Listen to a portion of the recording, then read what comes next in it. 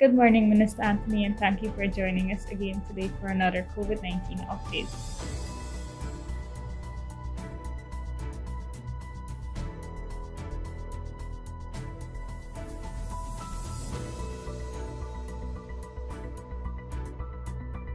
During the last year, the WHO would have reported more than 70 something different types of outbreaks. So the WHO would usually track these things. A lot of them don't get to the stage where it requires a lot of effort. There might be a few patients, but it still warrants tracking. Um, there's a whole new field that relates to emerging diseases, and there are different centers that have been established to track emerging diseases.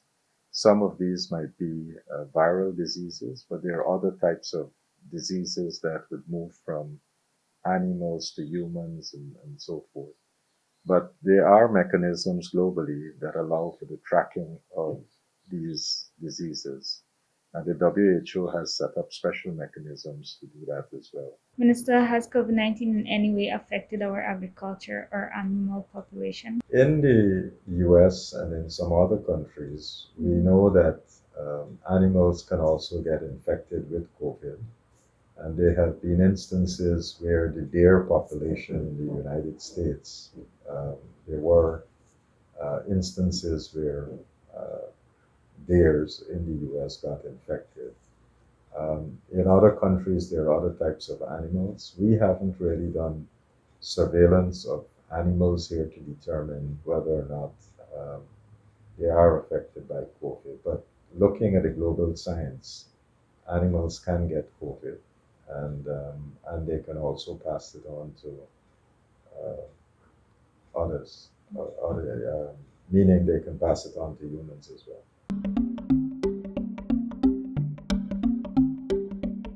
Our vaccination numbers right now, we have 439,616 doses that have been administered to adults. That's first doses. So that's now 85.7% of our adult population. Second doses, we are now at 338,785 doses. So that's approximately 66% of our adult population. With the persons 12 to 17, we have administered 34,475 doses. That's about 47.3% of that age cohort. And we have administered for second dose 25,217 doses.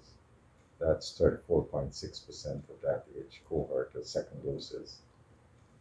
In terms of boosters, we have given out 61,347 booster doses.